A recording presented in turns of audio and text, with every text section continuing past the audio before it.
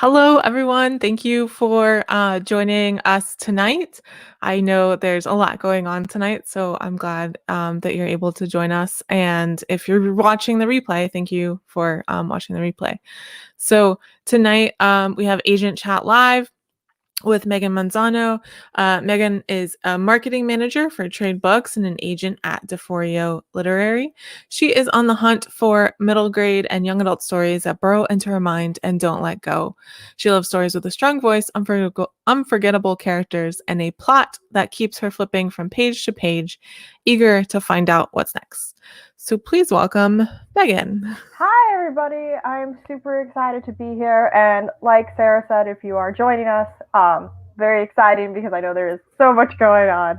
But I'm very excited to be here and talking with everybody and just doing something, Yeah. Yeah, when we scheduled this, I don't think we realized like what kind of day it would be. So No, not at all. It was definitely like, oh yeah, the 7th looks good on my calendar of yeah. emptiness. Yeah. So hey Lodestar and Jay, I think, is with Lodestar. So they sent me a picture of their screen when they were waiting for it to come on. Hey Heather. And Jay and Lodestar are saying hi to you. Hello. So for anyone who hasn't seen the show before, Pubbers is kind of the fandom name that my regular viewers gave themselves for, because my show is called Pub Talk Live. So hey Kristen, hey Tamara, glad you could join us tomorrow. Hello, It's like, everybody. This is exciting. what time is it in Australia tomorrow? It's like 8 in the morning, 9 in the morning, something like that. All right. So for anyone who hasn't watched the show before, and also for Megan, my goal here is to kind of help potential clients get to know agents a little bit better. Viewers are welcome to drop questions in the comments. We may get to some of them, but I did want to start off saying that we won't really be asking any questions that like a Google search can answer, or things like word count, genre definition, stuff like that. And we like to focus on like getting to know you versus, like query advice and that kind of stuff. And we also won't be asking what I like to call pre-queries, so I'm just putting that out right ahead of time. So if you ask in the comments, we won't be asking those. Yeah. Oh, it's noon in Australia. Okay, cool. Hey Heather. Oh, BK. Hello, BK. Glad you can join us. Hello. And Ebony. A lot of people here tonight. Thank y'all I for know, coming I'm out. surprised that there's definitely more than I thought. Yeah. All right. So I know Biden's speech just ended. I didn't get to watch it, but I will watch it later. I have it. It was good. It was good. Yeah. I heard. was like, saw I need to like wipe my tears and hurry up. Oh, okay. Well, we're gonna start with a softball question. So I'll get a little warmed up, and I talked a little bit about it, but what categories and genres do you represent? What go into like as much detail as you like? Sure. So I represent middle grade and young adult, as well as like the YA crossover space. So basically, if it's like technically YA, but could also fall into an adult market, I really kind of take a little bit of everything in the sense that I really like contemporary stuff. Lighter, shorter books are great. Rom-coms, definitely things that I'm so interested in right now. I like thrillers. I really like quieter books, or kind of things that are more personal and kind of involve more like character stakes and like smaller conflicts. I really like lighter fantasy or contemporary fantasy, not so much super heavy fantasy, but lighter fantasy and contemporary fantasy is really great. Or even just like everyday societies, like a little bit of magic, like really into that. What other? I'm like blanking on other genres that exist. But yeah, I'm basically kind of like a little bit of everything. I'm really big on the voice, like character voice is probably like the number one thing that really hooks me into something. But yeah, if you any stories, especially in like middle grade, about like identity or like first crushes or like things like that, I really love. But yeah, so I also like darker stuff too. Like a lot, like most of my list is darker stuff, despite saying like I want feel good stuff, but that doesn't always happen. So yeah, I'm kind of a little bit all over the place. Cool. All right. So why, and I guess also how, did you get into agenting? Yeah, that's like a really kind of like funny story because I didn't know for a very long time that agenting existed. I, like many people who um, do get an English degree or like think about publishing, they're like, I'm going to go to a publisher and I'm going to edit books and it's going to be great. And that's like such a very short-handed, not quite factual representation of the industry at all. But that was my representation. And I was like, that sounds great. I'm going to do it. But I didn't actually start. I mean, I had like internships in fiction publishing, but I didn't. My first job was actually in nonfiction, like my first full time job. But what happened was I was an agent in my area was doing like in person sessions to like talk about agenting. And I was like, well, I like don't really have anything else to do. It's like not too far from where I am. Like, let me just go because like I don't know, like that sounds cool. And like everything they said just kind of like ticked all the boxes of things that I wanted to do long term. And I was like, oh wow, I should like pursue agenting. Like let's figure this out. And I was able to get like a remote internship for agenting where I was able to like learn stuff. But it was a very like long-winded path. And it took a couple of years for me to decide that I wanted to do that because my initial plan was just work for a publisher as an editorial assistant and like work my way up. But instead, being an agent shifted my entire gear, which is why I do like marketing from my day job, and then agenting is like where my editorial passion is. All right, cool. I guess let's start had a clarification question on your genre classifications. He asked, is Twilight a good modern contemporary rom-com with light fantasy vibe? Definitely not. Mm. Twilight is, first of all, I think it's technically considered like not urban fantasy, but it Yeah. is like it's in like that weird realm of I would probably say like contemporary fantasy to an extent, but it's more like the supernatural realm. Mhm. And I personally am not a huge fan of Twilight, so wouldn't be for me personally. But yeah, that's just my preference. All right. And I don't I guess it's been a long time since I read it, but I don't remember it being particularly funny. Mm-hmm. But I think a lot of people call things rom-com Mm-hmm. and forget the com part of it. Yeah, rom-coms have a very specific formula. Like Yeah, they're predictable, but in like a feel-good way. Like I there's love it. yeah, so do I. Like it's great. There's like the meetup, you build up the romance. There's some kind of like conflict that makes them break up or apart, and then it ends. They get back together. They have the happily ever after. There's some hijinks along the way. Like it's very formulaic. Yeah. All right. So I have a preface to this question because I feel like when I ask this question straight up, people are like too humble. Mm-hmm. So basically I'm gonna give you a chance to brag about yourself and I want you to take full advantage of it. Okay. Okay, I'll try. So if someone is thinking about querying you and your wish list lines up with their work, Mm-hmm. why should they? Why would you be a good agent for them? I have a lot of time on my hands, and I say that in like the best way because okay, like so if they're like every agent has a different level of time. And the more established an agent is, like not the less time that they'll have with your work, but they definitely kind of look for things that are kind of almost ready or like all ready to go because that takes out a lot of like editing time and management. I do not have those same kind of like expectations. I'm a very like individual isolated person, so I have a lot of time on my hands, and I like am willing to kind of like work with you on an editorial perspective in a much deeper way than like other agents might do. So that's definitely one thing I have Gary in my favor. I'm also just a very excitable and passionate person, and if I love your work, I'm literally going to go to the edge of the earth to do something for it. And you can ask my clients. I'm like one of those people who are in your DMs like, this is here's a screenshot of your work. This is fantastic. We should like put that on a wall somewhere. Um, and I remember like I had one offer call where someone is like, are you a chill agent or are you the agent who's like sending memes to your clients? And I'm definitely that one. So like basically like kind of like all my relationships, like, everyone's gonna be a little different, and like because like an agent author relationship is a business relationship, but I don't want it to necessarily feel very rigid or like stoic in any way. So I kind of take pride in like my time management and my communication and being very passionate about the things that I love. Awesome. So for people who support my Patreon at $5 or more, they can submit questions ahead of time. And so we have a couple of questions from them.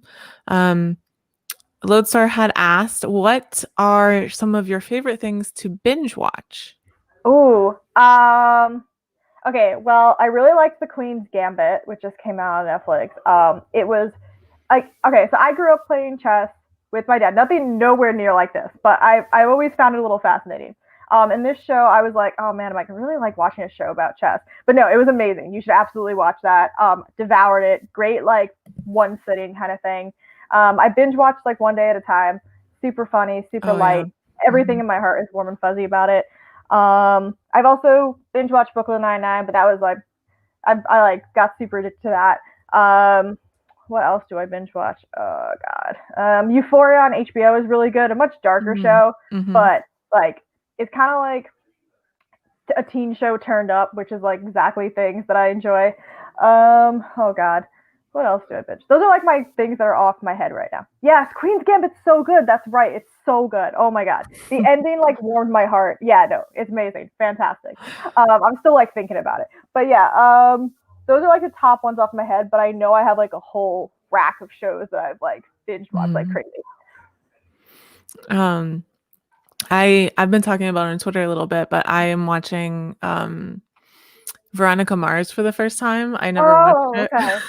I've never actually watched that, but like I've like seen I know when it was like coming out and all that stuff. But yeah, a lot of people are going back to the old sitcoms, which I respect because I've done that too. I'm like, quarantine has given me time. All right. So we have a question from Patreon supporter Jalen. Sorry, looked back up. What non-fantasy YA or middle grade books would you recommend to someone who primarily reads fantasy? Ooh, that's like a good one. I know that's a good question. Okay. If you're like really into contemporary, kind of like the lighter stuff, I very much recommend like any book by like Julian Winters. They're like very feel good, easy to read, happy books. Like they're like my happy place books. I would also recommend okay, so like this is technically still in some fantasy realm, but it's more magical realism, which has like roots from Latinx. Anything by Adam Marie Miclemore, they're amazing, and I feel like they're a good gap between like heavy fantasy and contemporary fantasy because it's like everyday society, but it's different, and there's some kind of like lore or story that's told in. Really amazing stuff. What have I read? I'm thinking middle grade. Oh, well, I guess it's still fantasy, but not, I mean the Rick Riordan Presents books, like they're still like fantasy, but I feel like there are different levels because some of them are definitely heavier on lore than other ones. I'm thinking of like what books have I read recently, and my brain's like, I don't know. You just throw them all out when you're done. No, I'm kidding. Oh man, why am I like blanking on this? For not I feel fantasy. like if I were to recommend a non-fantasy book to a fantasy reader, it would probably be like for YA or middle grade, like a thriller or like That's true, yeah. What is that series? Oh my goodness, I can't remember, where she belongs to a crime family and it's like from a while back. Oh, I can't remember the titles right now. They're like art thieves and stuff. I feel like I know what you're talking about, but I cannot remember this. But a thriller that I did think of was Sadie by Courtney Summers. That's like a really good. It also plays with format a lot because it has like news reports and like different forms of media that also tell the story, which is like a really good thriller. But yeah, I could like literally just send you a picture of my bookshelf. Don't worry about it. Oh man, I'll remember these books. I know everyone knows them. Anyway. Oh, so Lothar did a little bit of research, and so he had another question for you. Okay. Who best represents you in One Day at a Time? Oh, I'm Elena, like so hardcore. I have like her anxiety. I have her enthusiasm and passion for a lot of things. I have her awkwardness, like especially like the episode where she's asking out Sid or trying to figure out if like Sid is like, or like trying to figure out that Danny, who she likes, is gay. Whole mess, exactly what I'd be like. But yeah, I'm definitely Elena, no doubt. Like my partner and I, we were watching one day at a time. He would like turn around and look at me and just be like, "That's you." So yeah, it's Elena. That's funny. So I did a quick Google search while you were talking, and Mhm. it's Allie Carter's books is what I was trying to think Oh of. yeah, Yeah. of course. Like you always remember it when you're not Yeah. thinking about it. But yeah, because I feel like for a fantasy reader, it has kind of like that like separation from the real world and Mhm. the fast pace and plot and everything. So Yeah, it'll get you. It might get you like hooked in a different kind of way than yeah. that might. Yeah. Okay. So we had a couple questions in the comments. Let me see. Let me scroll Mhm. back up. Oh yeah, Tamara had this question and Matt had a really interesting answer. So I want to ask it again because it, Okay. it it worked out well last time. If you could work with one author already published, who would it be? Oh man, that's like yeah, I think my answer would probably still be Anna Marie McLemore. Like Mm, there is a kind of charm and beauty to their books that I've never quite found anywhere else. Um, so I would just love to like every time I read their books, I feel like I'm transported to this place of like familiarity and wonder all at the same time, and like openness. So that would be great. Um, yeah, that's probably like one of my top answers.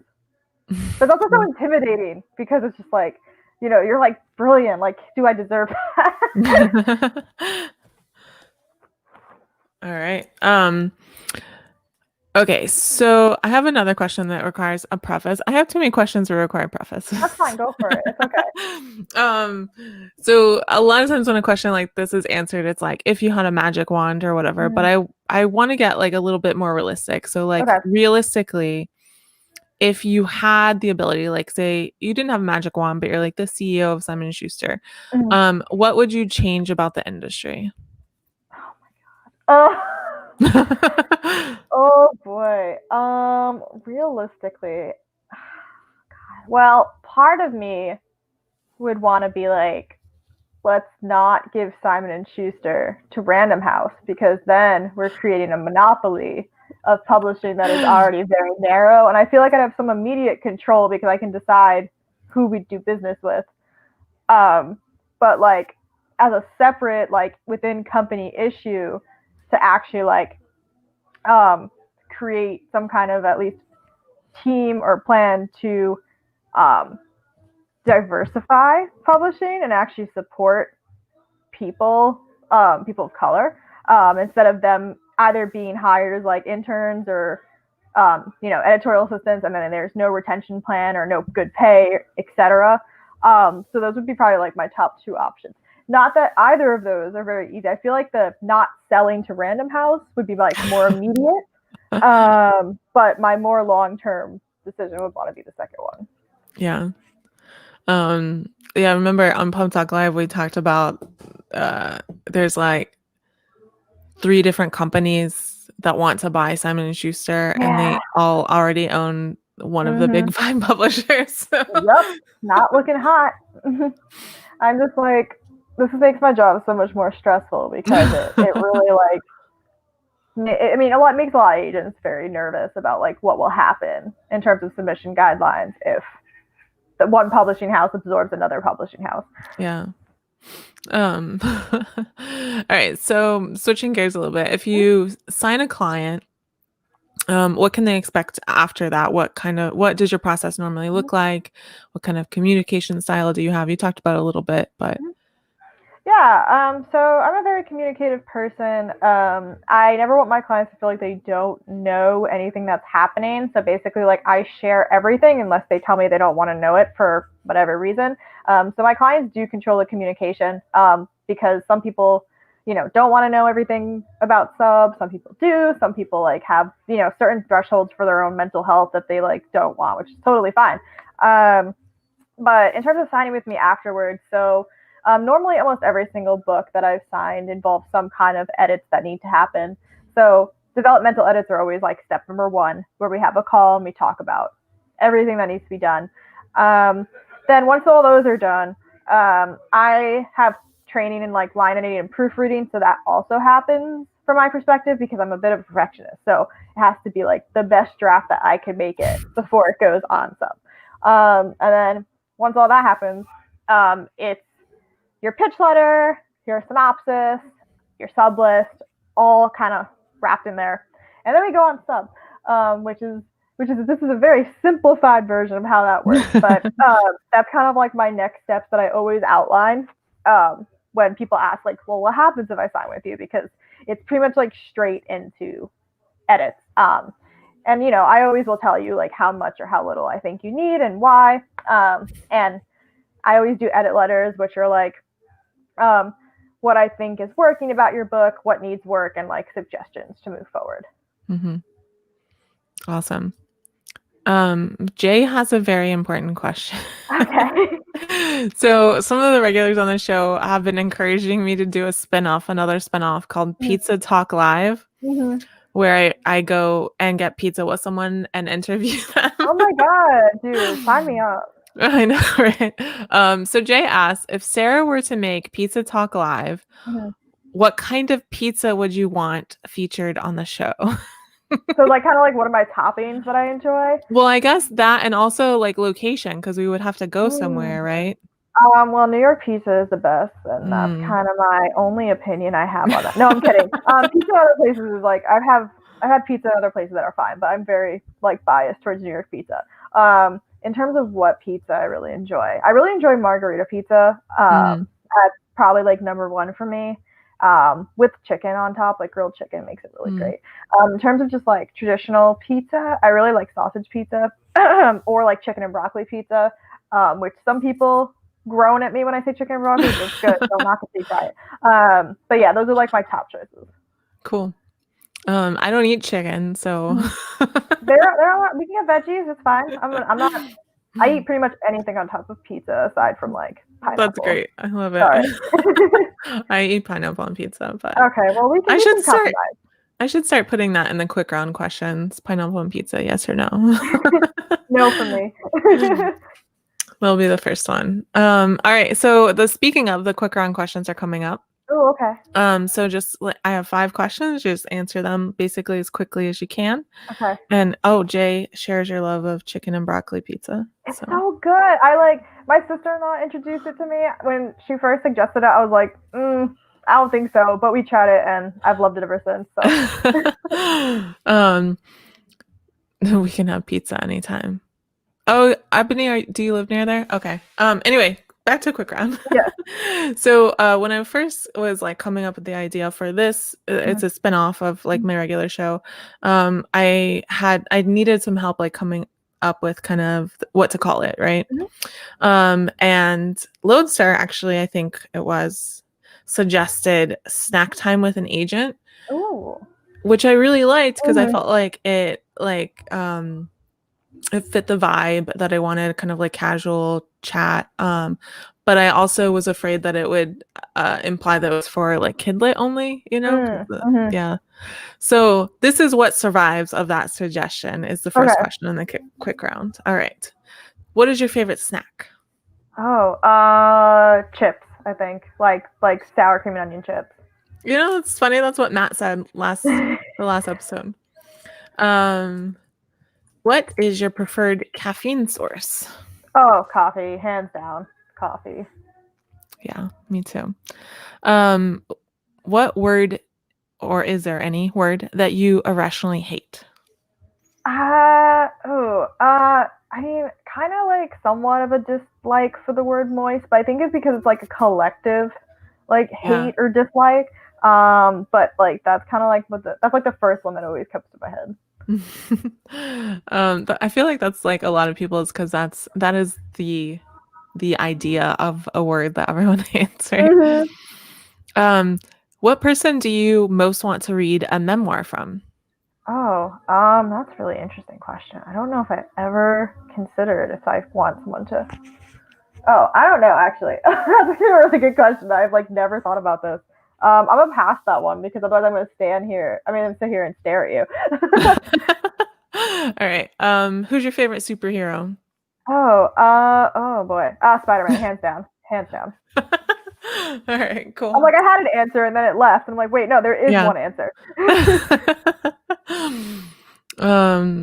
People are arguing the merits of pineapple on pizza in the It always gets brought up. People got pineapple and everyone starts fighting. yeah, it's well, also the tea brigade has shown up, so they make fun of me because I don't like tea. So Okay, maybe I will. So I don't have the tea brigade after me. I also very much enjoy tea. I just feel like my high school, college self was very addicted to coffee, and I got into switching to tea. I got into matcha, which got me more into tea as an overall whole. Mm-hmm. Yeah. All right. So I said that we weren't going to talk about query letters too much, but this is the one query letter question I have. Okay. What is your single best query letter tip? Oh boy, what is my single best query tip? I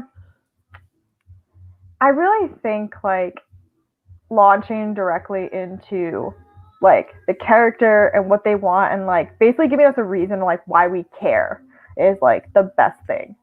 Because if there's like too much lead up or you're talking like too much about yourself or like why you wrote this book because it like unfortunately happens, you just kind of lose that immediate interest and like when agents are reading queries, like you want to hook as fast as possible. So really just like get right into it. Like just don't be afraid to do it. I've heard people say that like you could put like the metadata on the top and then go into the query. I personally like when it's on the bottom because I feel like for me, like my brain, it makes more sense. But like that's just kind of it. Like just go straight for like who your characters are and like what we need to care about, and it works. Yeah. Yeah, it's a weird thing because it's one of those things that like some agents prefer the metadata on top and Yeah. some agents prefer on the bottom. And people are like, what am I supposed to do? And it's like, well, if you know, do it the way the agent prefers. But if you Yeah. don't know, it doesn't matter that much. Just for me, like it doesn't matter. Just Yeah. for everyone watching, it really doesn't matter to me. It's just like if I were writing a query letter, my brain order would put the metadata at the bottom. But everyone has a different preference. Yeah. All right. Here's a good question. Get you thinking. Okay. What is a good literary name for a cat or a dog? A literary name. Oh man. I'm trying to think of like a really pretentious name in literature. Because that's usually what it is. Like I think a cat named like Fitzgerald would be really cool after like Oscar Scott Fitzgerald. Like I named my dog after like one of the direwolves from Game of Thrones. So like that's a thing. But yeah, I think just take a really pretentious author name, like even like Hemingway, and you know, although I feel like Hemingway still leans more cat or like a really cool lizard. Like I'd be down for that. Hemingway is a cool lizard. Right? I mean, like it's like a big one. I would see it. That sounds good. Jay has a question in the comments. Oh, I think I skipped one. Sorry. Do you like audiobooks? I don't. And it's no knock against audiobooks. I think they're great and very helpful. I cannot focus on them for the life of me. I'm a very like so when I read for pleasure, it has to be a hard copy of a book because a lot of stuff that I do for agenting is on a computer. So I've never been able to get an audiobook. So I feel like the minute I put headphones on, my brain's like, this is fun time. And I cannot focus on audiobooks. So I cannot answer the second part of your question. We talk a lot about audiobooks on my show. So probably they're going to start asking what speed they listen to because we have that conversation. It feels like almost every time.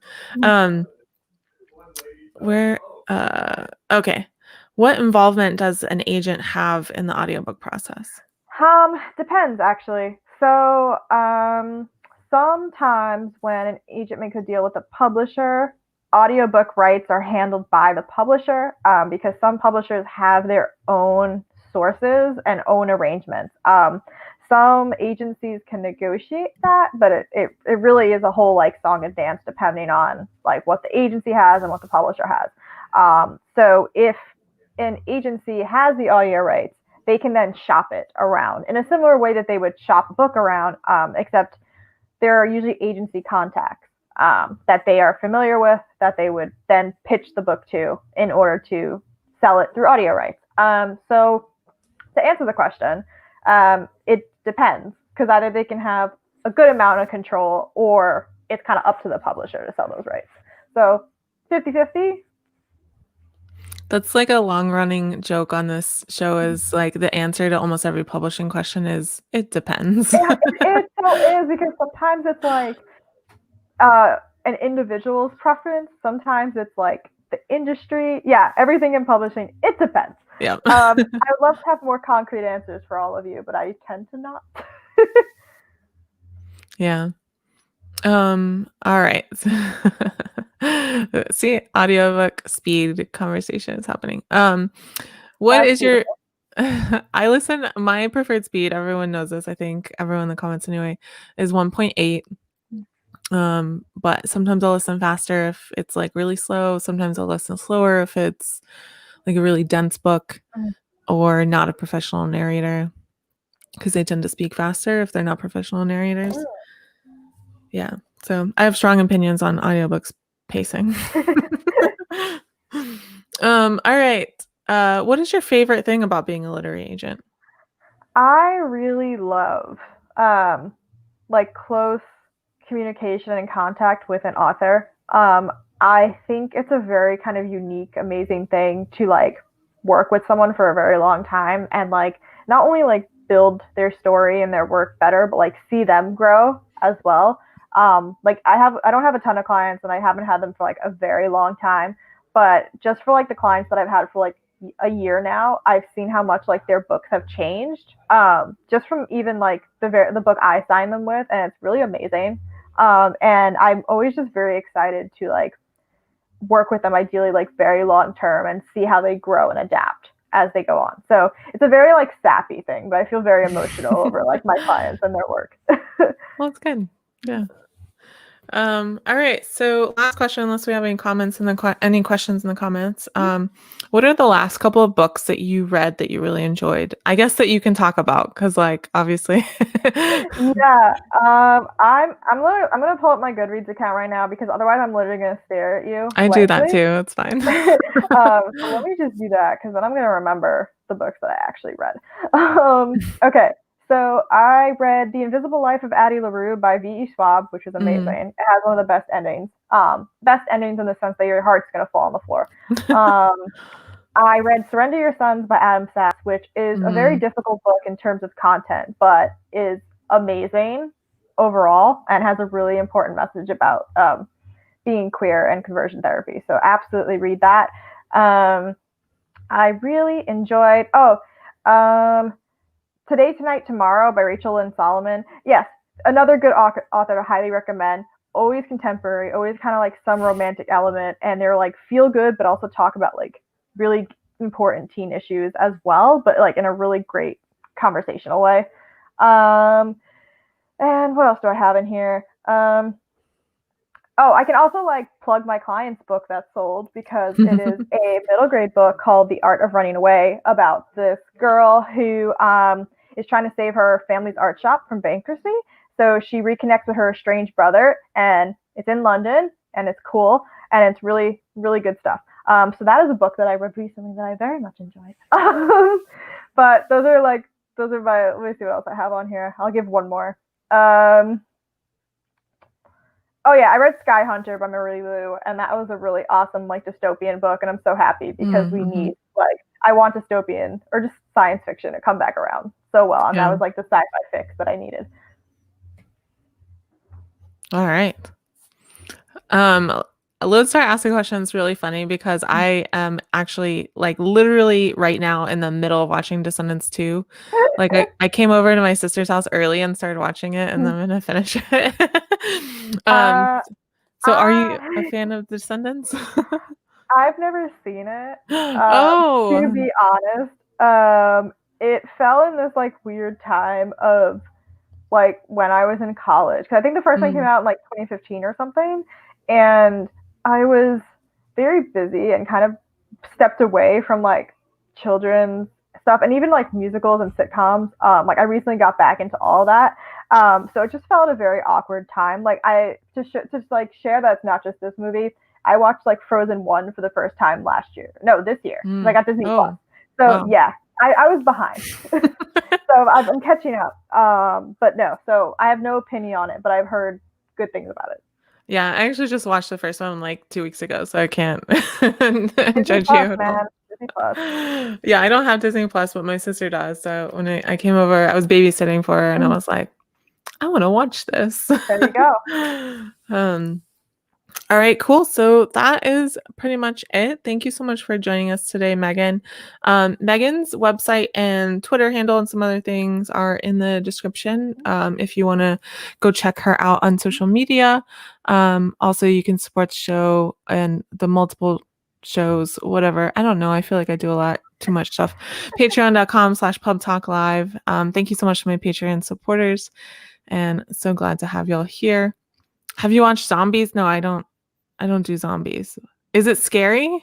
It's probably not scary, right? I love zombies, but I don't know if is that It's like a a show? it's a Disney show, I Oh, it's a think. Disney show. Okay, got you. Yeah. Okay, haven't seen that one, but I do It's love probably zombies. not scary. Yeah, if it's on Disney, probably not. Yeah. All right. Well, we'll talk about it later, Jay and Definitely. Lodestar. All right. Yeah, Megan, thank you for joining me tonight. And everyone stay safe, wash your hands, Mhm. and hopefully we'll see you next time. Oh, on next Saturday is Pub Talk Live with Michael Bame and Dan Cobalt are going to be my guests next week. And so hopefully we'll see you there. And we're doing the Wednesday write-ins as well as at 8 p.m. Eastern every day. So you can come join us and write with us. Okay. Bye, everyone. Thank you so much for having me.